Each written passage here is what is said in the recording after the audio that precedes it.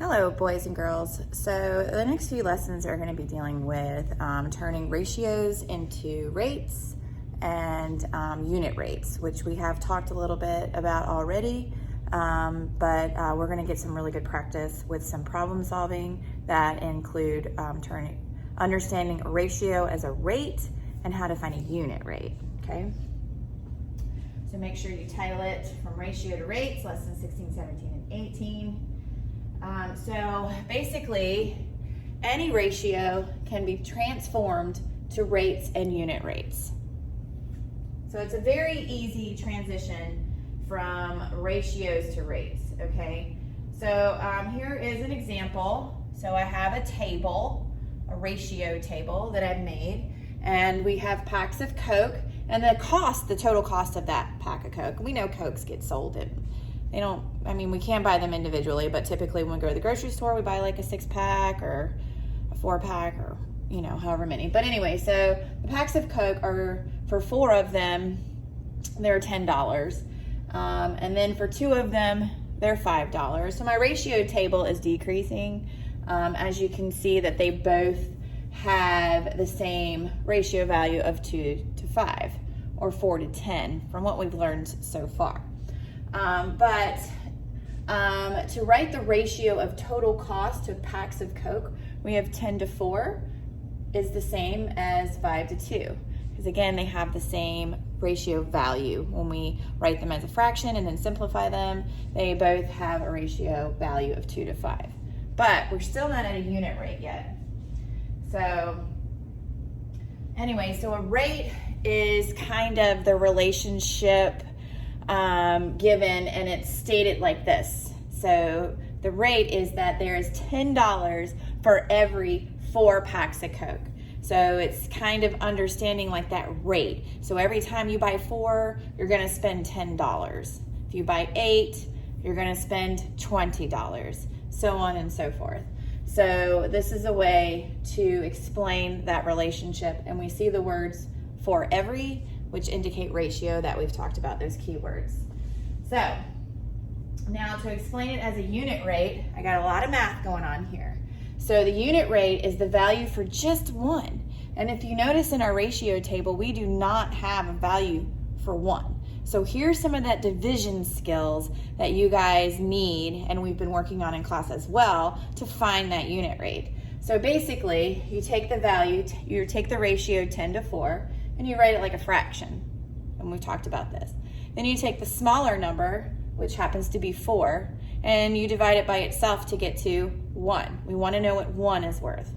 So we say 4 packs of Coke is worth $10, but we want to know what 1 pack of Coke costs. So we divide it by itself, and we obviously are going to get 1. So the denominator goes from 4 divided by 4, we get 1. But remember, ratios written as a fraction is like creating equivalent fractions. So we're trying to simplify our fraction so that our numerator or denominator become 1. In this case, it'll be our denominator. So if we divide our denominator by itself to make it 1, we do the same thing to our numerator. But 10 divided by 4, it doesn't happen evenly. We're going to end up with a remainder. So we have to use that skill of putting a decimal and adding a 0 in our dividend to divide to get a decimal value. So here I have that work for you. So I said 4 cannot go into 1, but 4 can go into 10 2 times. 2 times 4 is 8. You subtract and get 2. We don't want that remainder. Remember, we're not really using remainders in 6th grade very much. We want a decimal value. So what we do is we add a decimal, okay, that invisible math that we talk about, and put a 0 in the tens place and bring it down and attach it to the 2 that was left over. So now we say, how many times can 4 go into 20, which is 5. 5 times 4 is 20. Now we have nothing left over. So you continue to add zeros in your dividend, continue bringing them down and going through the steps of division. Okay, but once you put your decimal in your dividend, make sure you float it directly up so it's in the right place value in your quotient. Okay, so 1 pack of Coke cost $2.50 or 2.5, which when you write a decimal value with money, it's $2 and 50 cents. So that's what I have here. The unit rate of dollars per pack of Coke is $2.50 per pack of Coke. So when you have this value, remember when you write money, you have your whole dollar spots, and there should be 2 place values in your decimal place values. If here, you can just add zeros to fill in. It doesn't change the value. Oh yeah, this thing right here. I meant to say that this slash, when you draw that slash, it means per. So dollars per pack of Coke. So instead of writing the word per, you can just put a slash mark. All right, so here I just wanted to put a different scenario down there for you. So I'll go ahead and uncover the whole thing. I got lots of things going on here. So my ratio is, or my situation or scenarios, there's 434 miles to 7 hours.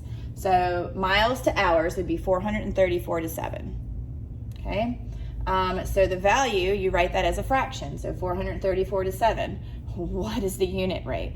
Well, you writing it as a fraction, you say, well, I know there's 434 miles in 7 hours. How many miles are there in 1 hour? So you divide the smaller one by itself, and it becomes 1. And you got to divide that numerator here, or the other number, by that 7 as well. And here's my long division to do that division, to divide 434 by 7. So 7 cannot go into 4, but it can go into 43 6 times, which is 42. You subtract and get 1. Then you bring down, attach the 4 to the 1. 7 can go into 14 2 times. 2 times 7 is 14. You subtract and you have no remainder, so you don't need to add a decimal or a 0 in the dividend. So now we write that ratio and unit rate, okay, like this: 62 miles per hour. Okay, that's your rate unit or your unit rate. So that's how you would write it. 62 miles per hour. It's pretty fast. 62 miles per hour. So, okay. So we'll do more practice with that on more problem solving where we have ratios, we turn them into rates, or we express them as rates, and then we find their unit rates, how many for 1. Okay, and we'll just practice, practice, practice.